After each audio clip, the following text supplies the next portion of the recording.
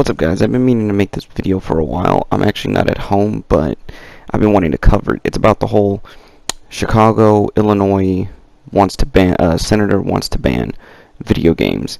Now, I actually tried to do this video the other day, but for some reason, when I tried to render it, the rendering the video maker application on my laptop kept crashing. So now I'm next to a much more different computer. I'll probably be able to handle it now. But video games, really? Are we on this subject again? If you guys don't know what's going on, you're about to hear it firsthand for yourself. It's just ridiculous how boomers are in the political chairs nowadays. And if you really want to know what's going on, listen to this lovely news report about gaming. Sale of what he calls violent video games in Illinois. Representative Marcus Evans blames games like Grand Theft Auto for a rise in carjackings in Chicago. He didn't cite any studies or research to back up that claim, but he believes they influence the behavior of kids and turn a serious crime into a joke. I'm sure after that quick little excerpt you guys saw, yes, a House representative wants to ban violent video games, GTA in specific. Do we all remember the last time somebody did this? What was his name? Somebody that made it his mission to target the GTA series. Oh yeah, Jack Thompson. And what happened every time Jack Thompson attempted something like this? Yeah, he failed. He failed to basically to stamp his foot into the gaming market. He basically wanted to ban it. He's been known to be very shady, disrespectful. I mean, politicians are shady, what am I saying? And this one politician is no different, and people are dodging the fact, oh, we can't say nothing that much because he's a black guy politician, so he could have, support, da-da-da. No, that makes him even 100 times more stupid and ignorant, and I'm gonna tell you why. He should know better. If you're a black politician, 9 times out of 10 you came from the environment that people trash on the internet. You understand that the game is depicting more or less an accurate depiction of reality, except, the online portion is not real. Kids can't go out and do this sort of thing. Even if they do, there's something wrong with the kid or the parent not raising them. Alright, gaming doesn't have to do with awakening some sort of evil or rage in someone's heart. It has to do something with the parent, and 9 times out of 10, parents don't give a shit what their kids play. As a matter of fact, parents rely on video games so they don't have to parent their children. Because 9 times out of 10, you got people like Ninja or YouTubers or streamers who are basically parenting people's kids whether they want to or not, since the parents don't want to do a fucking thing about it. But trying to ban GTA is just going to ruin this guy's career. I mean, is it really worth ruining, trying to attack an industry that has more support than the government? Let's think about that for a second. The gaming industry has more support than anybody who could be in office, than any government official, than any political official. That tells you that the government sucks at what they do and politicians suck at what they do. So they have to target something that, for one, in the past, video game reports always show that there's no correlation between school shootings and games. There's no correlation between carjackings and games. And they're always in areas that are known to have high crime and a bad living environment. And if you don't think so, look through this next news excerpt, because I have been able to get together as much information and news excerpts about this as I can. And you guys tell me what you think. This video is far from over, but I want you to hear every different news excerpt as it comes along, where I'll go silent in about 3, 2, 1. In just the last few days, 3 teens have been arrested for carjackings in Chicago. People have been saying for months now that teens are running around the city and carjacking people like it's a video game. But now local lawmakers are doubling down on that idea, saying that video game should be banned. Tia Ewing has more.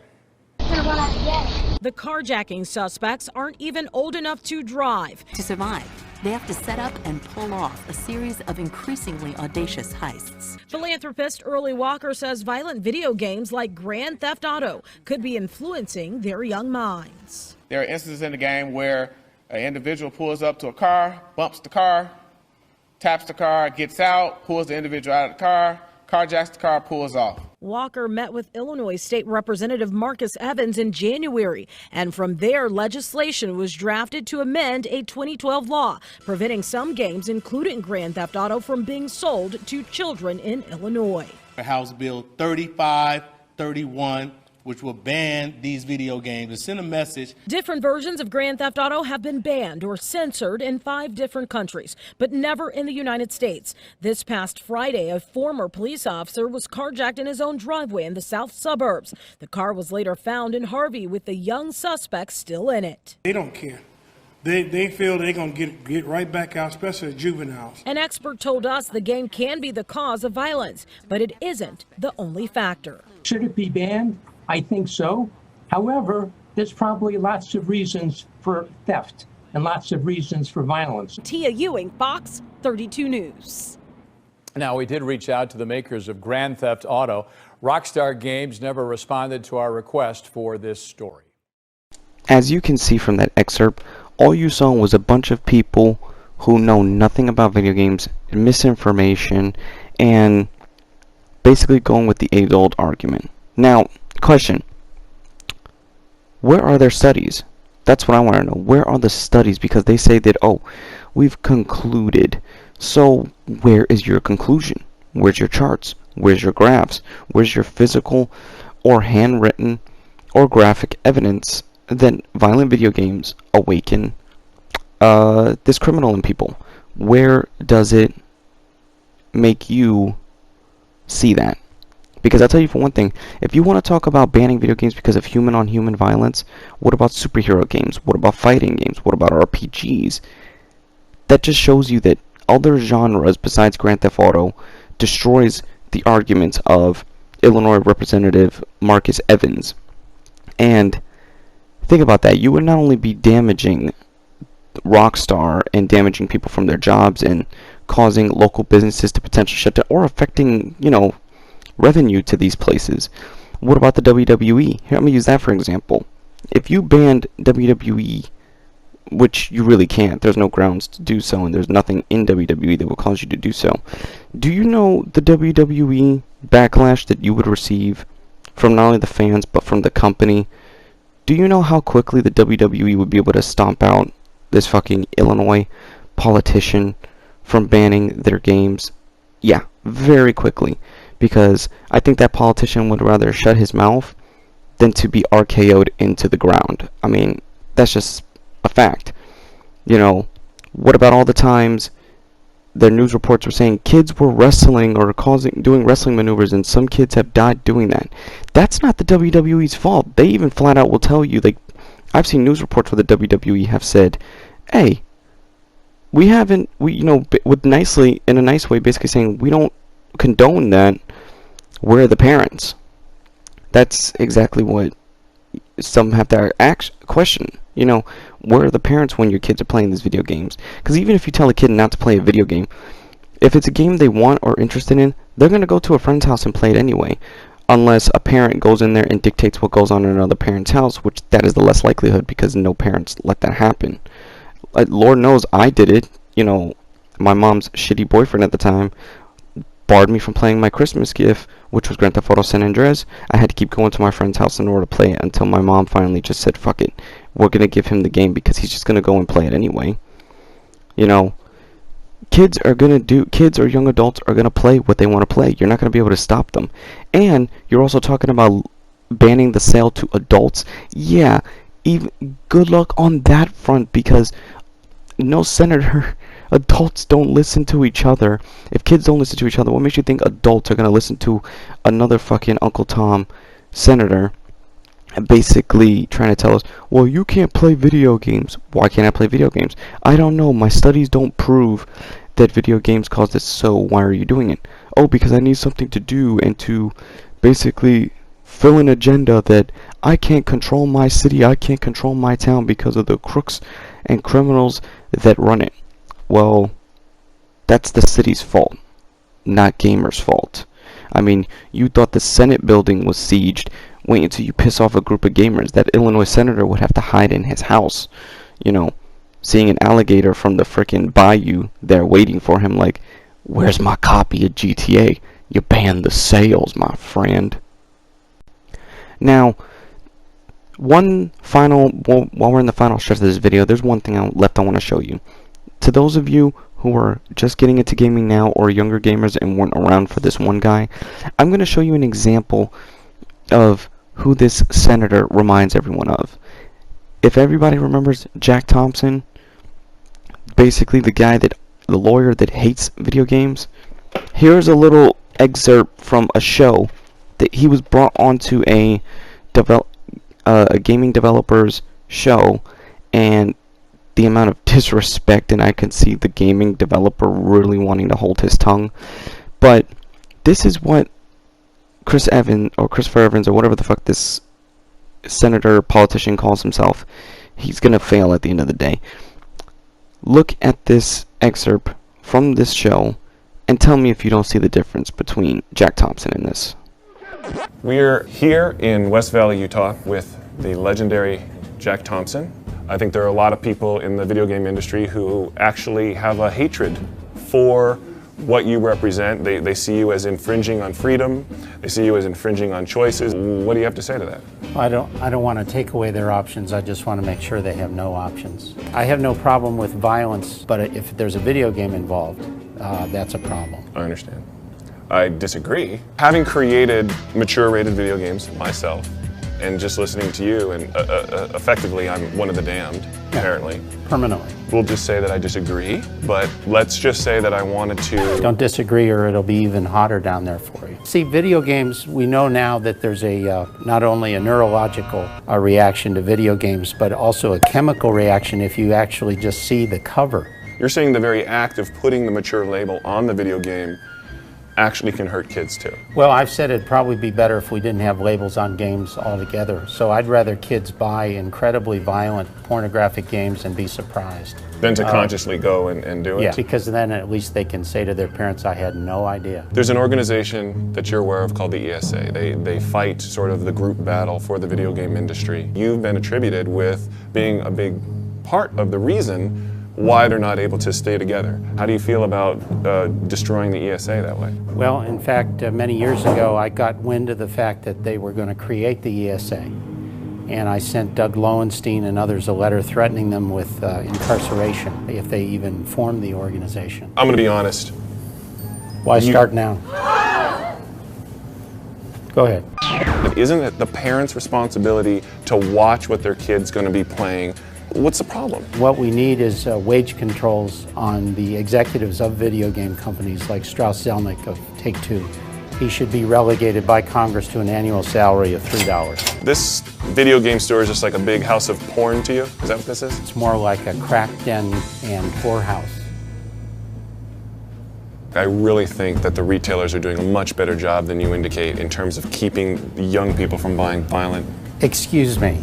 How old are you? 45. Give me that. What you need is to read. Give me this. Go home and read. Pet Cats 2. It's a game about kittens, Jack. It's obviously a game about making kittens. Look at what they're doing here. Look at this. This is not for children. Nintendo dogs. Little furry dog animals. What do you think? If this game had never been made, Michael Vick would be a free man.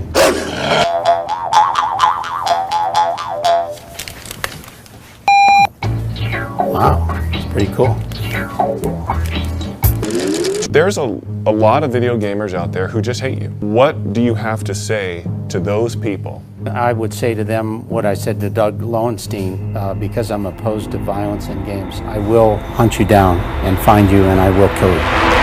I would wish you luck, but I really don't want you to succeed at this, so just thanks for being here. Yeah, back at you. Thank you. We got one more clip for you guys, don't worry. Remember the very first time this all began? When the ESRB was created? What created the ESRB? Okay? What created it? Mortal Kombat. This is the same thing that happened in the 90s with Mortal Kombat. It being blamed, it showing too much, and it created the rating system. I think politicians should be happy that there is a rating system, because people at a store are not going to sell a minor a video game. I know. I've tried to be slick and buy video games until before I was 18. I couldn't even go into the store and buy Mortal Kombat Deception, even though there is far worse in other video games than that at the time. I still couldn't get my hands on it. So, for a quick history, we're about to zoom right back into the 90s, so you can see one of the very first times that this whole debacle with gaming's violence in video games was ever brought in to the main limelight. And we have Mortal Kombat to thank for that history. It led up to where we are with this stupid-ass politician today. Christmas stocking. Video games have become a $4 billion a year business, and a great many children, as you parents know, have put them on their Christmas lists.